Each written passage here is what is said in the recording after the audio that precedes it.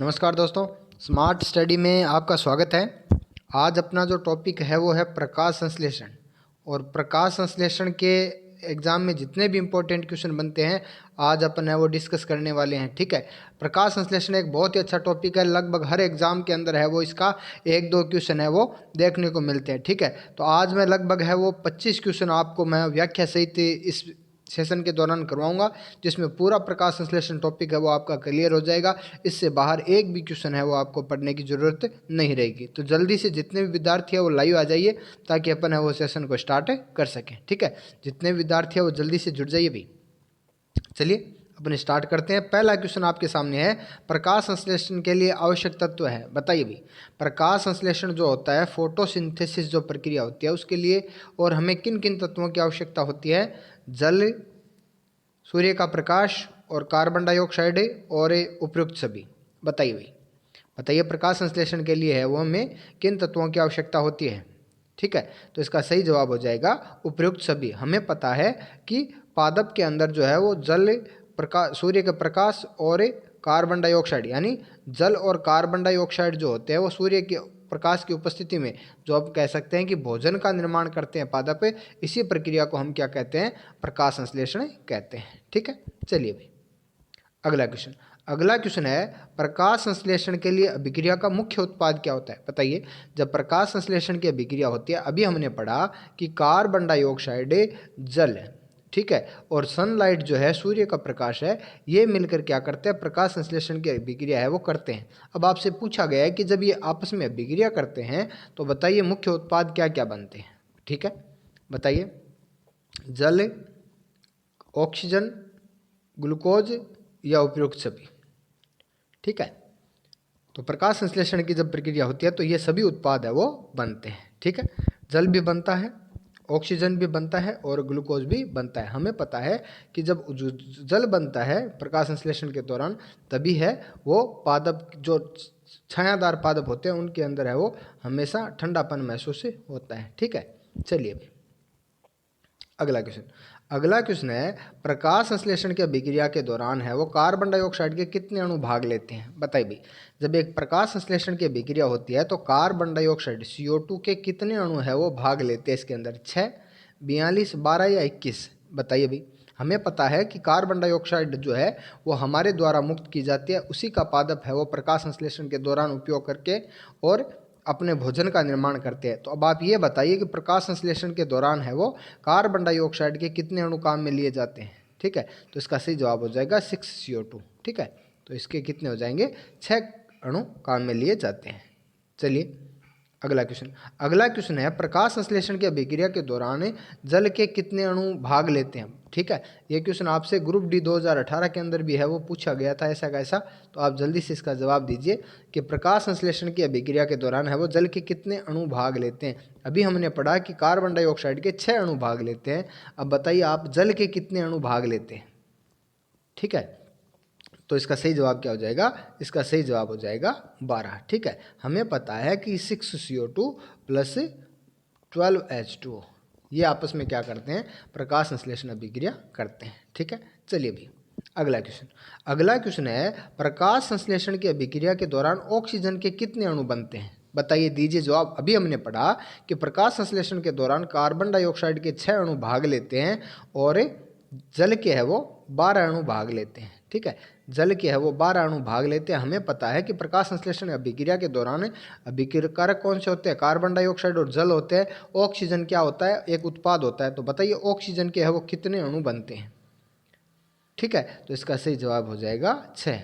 ठीक है, आपको याद रखना है कि 6 कार्बन डाइऑक्साइड के अणु भाग लेते हैं और 6 ही ऑक्सीजन के अणु है वो बनते हैं। ठीक है, चलिए भाई अगला क्वेश्चन है, प्रकाश संश्लेषण अभिक्रिया के दौरान है वो जल के कितने अणु बनते हैं? दीजिए जवाब। अभी हमने पढ़ा कि प्रकाश संश्लेषण अभिक्रिया के दौरान 6 कार्बन डाइऑक्साइड भाग लेते हैं, 12 जल के अणु भाग लेते हैं और 6 ऑक्सीजन के अणु है वो बनते हैं। अब आपसे क्वेश्चन ये पूछा गया है कि जल के कितने अणु बनते हैं? बताइए भी। प्रकाश संश्लेषण के दौरान जल के कितने अणु बनते हैं? ठीक है, तो इसका सही जवाब हो जाएगा 6। ठीक है, 6H2O। आपको याद रखना है कि 12H2O तो है वो भाग लेते हैं और 6H2O है वो बनते हैं। ठीक है, चलिए भाई अगला क्वेश्चन है प्रकाश संश्लेषण की अभिक्रिया किस प्रकार में होती है। ठीक है, बताइए भी प्रकाश है वो कई प्रकार का होता है, पराबैंगनी है, अवरक्त होता है, ठीक है, सूक्ष्म वगैरह कितने कई प्रकार होते हैं तरंगों के। अब आप मुझे ये बताइए कि प्रकाश संश्लेषण सिर्फ किस प्रकार में होता है, पराबैंगनी के अंदर, केवल दृश्य प्रकाश में, या अवरक्त प्रकाश में, या सभी प्रकाश में। बताइए प्रकाश संश्लेषण जो होता है वो किस प्रकाश के अंदर होता है। ठीक है, तो इसका सही जवाब हो जाएगा केवल दृश्य प्रकाश में। और हमें पता है कि दृश्य प्रकाश जो होता है वो 7 रंगों में बेनी, आहे, पीनाला, ठीक है, बेनी, आहे, पीनाला, इन 7 रंगों के अंदर है वो बंटा रहता है। ठीक है, तो सिर्फ इन्हीं रंगों के अंदर है वो प्रकाश संश्लेषण होता है। ठीक है, चलिए भाई अगला क्वेश्चन है प्रकाश संश्लेषण की प्रक्रिया सबसे ज़्यादा किस प्रकाश में होती है। बताइए भी किस रंग का प्रकाश जो होता है उसके अंदर प्रकाश संश्लेषण की प्रक्रिया सबसे ज़्यादा होती है। हमने पढ़ा, आप जवाब दीजिए भी, हमने पढ़ा प्रकाश संश्लेषण अभिक्रिया के अंदर कार्बन डाइऑक्साइड और जल जो है वो अभिक्रिया करके ग्लूकोज और ऑक्सीजन का निर्माण करते हैं। ठीक है, इसमें 6 कार्बन डाइऑक्साइड के अणु भाग लेते हैं और 12 जल के अणु भाग लेते हैं। ठीक है, और इसी के दौरान है वो 6 ऑक्सीजन के अणु बनते हैं और 6 जल के अणु बनते हैं। ठीक है, अब आप मुझे ये बताइए कि सबसे ज़्यादा प्रकाश संश्लेषण की प्रक्रिया वो किस रंग के प्रकाश में होती है। ठीक है, तो हमें पता है कि सबसे ज़्यादा प्रकाश की जो प्रकाश संश्लेषण की प्रक्रिया वो लाल रंग में होती है। क्यों? क्योंकि लाल रंग का तरंग दैर्ध्य क्या होता है, सबसे अधिक होता है। ठीक है, लाल रंग का तरंग दैर्ध्य क्या होता है, सबसे अधिक होता है, इसलिए प्रति और सेकंड टकराने वाले प्रकाश की संख्या लाल रंग के अंदर है वो ज़्यादा होती है। इसीलिए अपन कहते हैं कि लाल रंग के अंदर है वो प्रकाश संश्लेषण सबसे अधिक होता है। ठीक है, चलिए अगला क्वेश्चन है प्रकाश संश्लेषण की अभिक्रिया के दौरान और सबसे कम प्रकाश संश्लेषण है वो किस प्रकाश में होता है। बताइए, अभी हमने पढ़ा कि लाल रंग में प्रकाश संश्लेषण है वो सबसे ज़्यादा होता है। क्यों? क्योंकि इसका तरंग दैर्ध्य है वो सबसे अधिक होता है। अब आप मुझे ये बताइए कि सबसे कम प्रकाश किस रंग के प्रकाश में है वो सबसे कम प्रकाश संश्लेषण होता है। ठीक है, दीजिए जल्दी से अपना जवाब दीजिए। तो इसका सही जवाब हो जाएगा बैंगनी। ठीक है, बैंगनी रंग का जो प्रकाश होता है, बैंगनी रंग का जो प्रकाश होता है उसका तरंग दैर्ध्य होता है सबसे कम।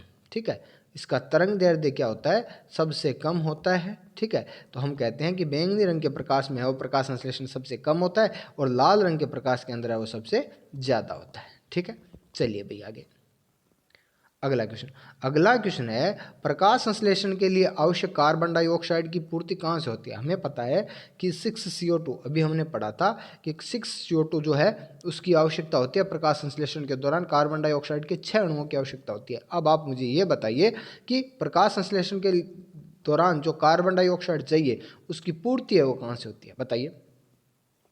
ठीक है, वायु से, जल से, मृदा या फिर उपयुक्त सभी से।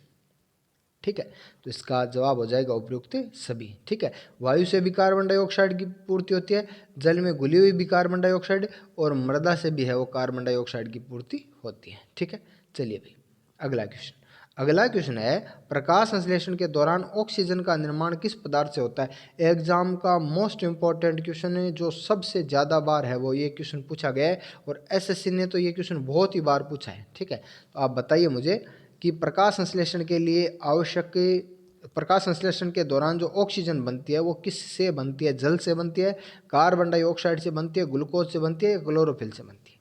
बताइए, दीजिए अपना जवाब। ठीक है, तो आपको याद रखना है कि कार्बन डाइऑक्साइड से कभी भी ऑक्सीजन नहीं टूटती। क्यों? क्योंकि कार्बन डाइऑक्साइड के अंदर ऑक्सीजन और कार्बन की जो बॉन्डिंग होती है उसको नहीं तोड़ा जा सकता।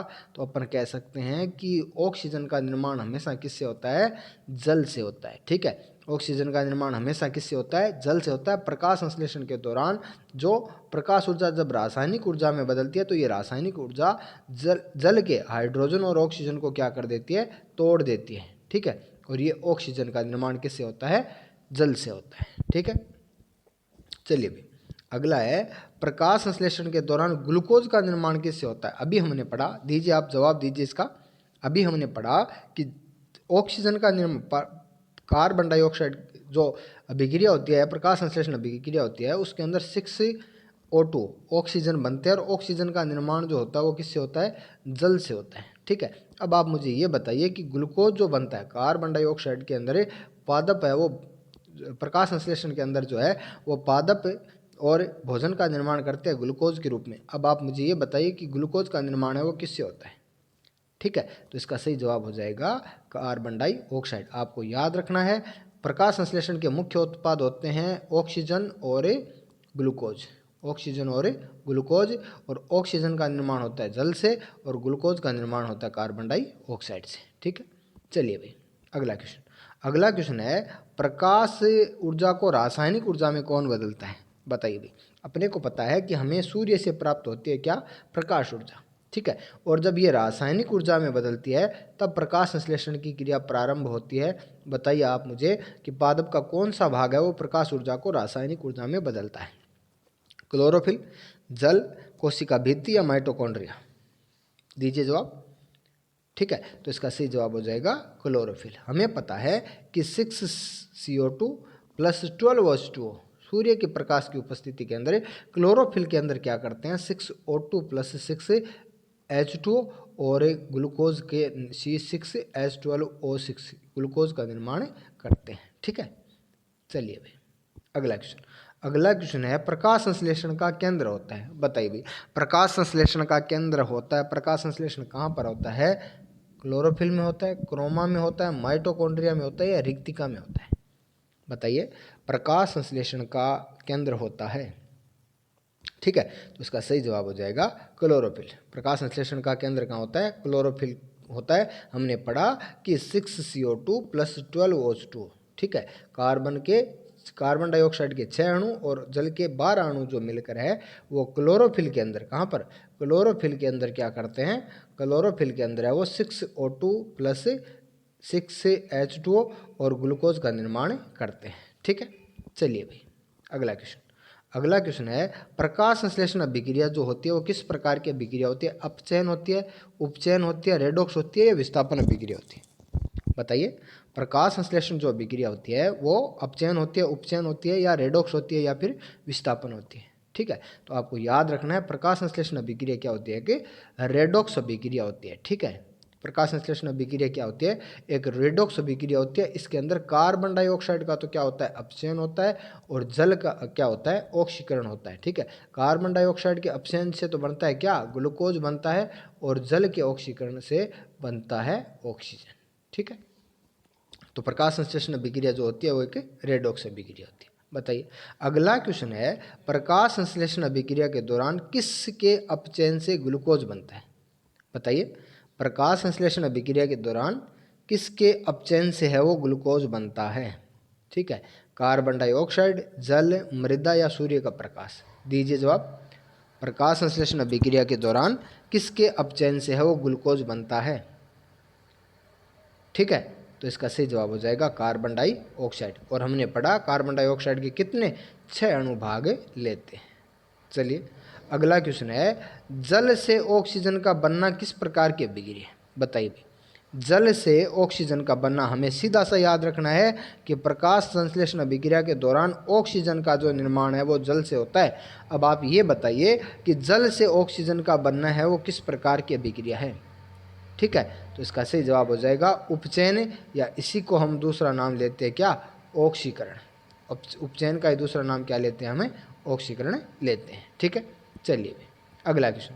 अगला क्वेश्चन है प्रकाश संश्लेषण अभिक्रिया के दौरान प्रकाश रासायनिक अभिक्रिया क्लोरोफिल के किस भाग में होती है? देखिए, हमने पढ़ा था कि प्रकाश रासायनिक अभिक्रिया जो होती है वो जल को तोड़ देती है, किसमें? हाइड्रोजन और ऑक्सीजन में। ठीक है, बताइए ये अभिक्रिया जो है वो क्लोरोफिल के किस भाग के अंदर होती है? ये अभिक्रिया जो होती है वो क्लोरोफिल के किस भाग में होती है? ठीक है, तो ये अपन कहते हैं ये अभिक्रिया होती है ग्रेना के अंदर। हमें पता है कि जो क्लोरोफिल होता है उसके अंदर है वो सिक्के जैसी संरचनाओं का एक चट्टा पाया जाता है, उसको बोलते हैं हमें ग्रेना बोलते हैं। ठीक है, चलिए भाई अगला क्वेश्चन। अगला क्वेश्चन है प्रकाश की तीव्रता बढ़ने पर प्रकाश संश्लेषण की दर पर क्या प्रभाव पड़ेगा? बताइए, प्रकाश की यदि तीव्रता घटती है तो प्रकाश संश्लेषण की दर पर क्या प्रभाव पड़ता है? ठीक है, तो अपन कहेंगे, दीजिए जल्दी से अपना जवाब दीजिए आप। प्रकाश की तीव्रता बढ़ने पर प्रकाश संश्लेषण की दर पर क्या प्रभाव पड़ता है? ठीक है, तो इसका सही जवाब हो जाएगा बढ़ती है। आप याद रखना, प्रकाश की तीव्रता यदि घटती है तो प्रकाश संश्लेषण की दर बढ़ती है, और प्रकाश की तीव्रता यदि बढ़ती है तो प्रकाश संश्लेषण की दर क्या करेगी, घटेगी। ठीक है, चलिए भाई अगला क्वेश्चन है, तापमान बढ़ने पर प्रकाश संश्लेषण की क्रिया पर क्या प्रभाव पड़ता है? बताइए, तापमान बढ़ने पर प्रकाश संश्लेषण की क्रिया पर क्या प्रभाव पड़ता है? बढ़ती है, घटती है, पहले बढ़ती है फिर घटती है, अपरिवर्तित रहती है? जल्दी से जवाब दीजिए इसका। तापमान बढ़ने पर प्रकाश संश्लेषण की क्रिया पर क्या प्रभाव पड़ता है?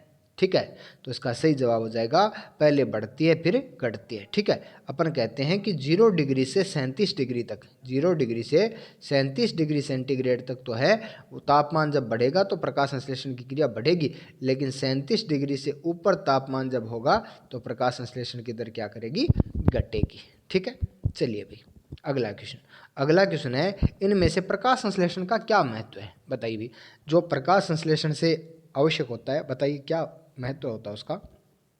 ठीक है, तो अपन देखते हैं, खाद्य पदार्थों का निर्माण, बिल्कुल सही है। प्रकाश संश्लेषण जब होता है तो ग्लूकोज का निर्माण होता है। ठीक है, पादप भोजन का निर्माण करते हैं। प्रकाश ऊर्जा रासायनिक ऊर्जा में बदलती है, बिल्कुल। पादप प्रकाश संश्लेषण प्रक्रिया एकमात्र प्रक्रिया है जिसके दौरान प्रकाश ऊर्जा रासायनिक ऊर्जा में बदली जा सकती है, यानी सूर्य की ऊर्जा को रासायनिक ऊर्जा में सिर्फ और सिर्फ पादप बदल सकते हैं, वो भी प्रकाश संश्लेषण क्रिया के द्वारा।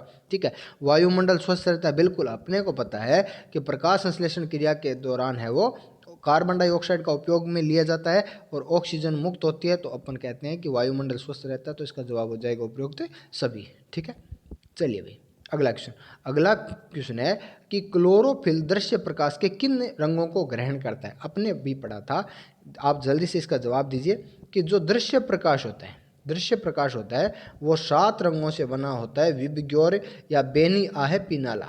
ठीक है, विबगोर या बेनी आहे पिनाला, लेकिन क्लोरोफिल जो है इन 7 रंगों में से 3 ही रंगों को ग्रहण करता है। तो बताइए वो 3 रंग कौन कौन से हैं?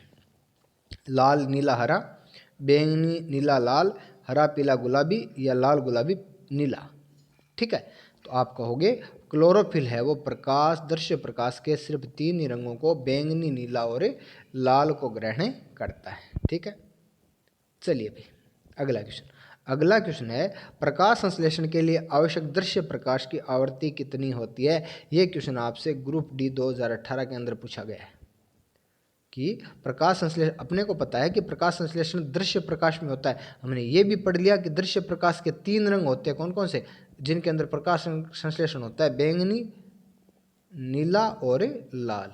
ठीक है, अब आपसे ये पूछा गया है कि उस प्रकाश की आवृत्ति कितनी होनी चाहिए? 230 से 563 नैनोमीटर, 380 से 760 नैनोमीटर, 560 से 720 नैनोमीटर, या 450 से 345 नैनोमीटर। ठीक है, तो इसका सही जवाब हो जाएगा 380 से 760 नैनोमीटर। आप इसको याद कर लेना कि प्रकाश संश्लेषण जो है वो सबसे ज़्यादा लाल प्रकाश में होता है, सबसे कम बैंगनी प्रकाश में होता है, और प्रकाश संश्लेषण के लिए आवश्यक दृश्य प्रकाश की आवृत्ति कितनी होनी चाहिए? 380 से 760 होनी चाहिए। ठीक है, चलिए भी अगला क्वेश्चन है, प्रकाश संश्लेषण अभिक्रिया के दौरान रासायनिक प्रकाशहीन अभिक्रिया क्लोरोफिल के किस भाग में होती है? देखिए, हमने पढ़ा था कि प्रकाश रासायनिक अभिक्रिया जो है वो तो होती है ग्रेना के अंदर। ठीक है, अब आपसे पूछा गया है कि प्रकाशहीन अभिक्रिया कहाँ पर होती है? बताइए भाई, प्रकाशहीन अभिक्रिया है वो क्लोरोफिल के किस भाग में होती है? ठीक है, तो इसका सही जवाब क्या हो जाएगा? इसका सही जवाब हो जाएगा स्ट्रोमा। ठीक है, और एग्जाम में सीधा क्वेश्चन आपसे कई बार पूछा गया है कि स्ट्रोमा जो है वो पादप के किस अंग का भाग होता है? तो ये होता है क्लोरोफिल का भाग। आपको याद रखना है कि प्रकाश अभिक्रिया, प्रकाश रासायनिक अभिक्रिया जो है वो होती है ग्रेना के अंदर, और प्रकाशहीन रासायनिक अभिक्रिया कहाँ होती है? स्ट्रोमा के अंदर होती है। ठीक है, चलिए अगला क्वेश्चन है, प्रकाश संश्लेषण में ऑक्सीजन की आवश्यकता कम होती है। तो अपने को पता है कि प्रकाश संश्लेषण के दौरान तो ऑक्सीजन बनती है। ठीक है, ऑक्सीजन की मात्रा बढ़ने पर प्रकाश संश्लेषण की दर कम हो जाती है। बताइए ये प्रभाव क्या कहलाता है? ठीक है, यदि वातावरण में ऑक्सीजन की मात्रा बढ़ जाती है, हमें पता है कि जल की मात्रा, ठीक है, या कार्बन डाइऑक्साइड की मात्रा बढ़ेगी तो प्रकाश संश्लेषण की मात्रा भी, दर भी क्या करेगी? बढ़ेगी, और इनकी मात्रा यदि घटेगी तो प्रकाश संश्लेषण की दर भी घटेगी। ठीक है, अब आपसे पूछा गया ऑक्सीजन के बारे में कि ऑक्सीजन की मात्रा बढ़ने पर प्रकाश संश्लेषण की दर कम हो जाती है, तो बताइए ये प्रभाव क्या कहलाता है? ठीक है, रमन प्रभाव, जीमान प्रभाव, स्टीमन प्रभाव या वारबर्ग प्रभाव। ठीक है, आपको याद रखना है ऑक्सीजन की मात्रा यदि बढ़ेगी तो प्रकाश संश्लेषण की दर क्या होगी, कम होगी, और ये प्रभाव कहलाता है वारवर्ग प्रभाव।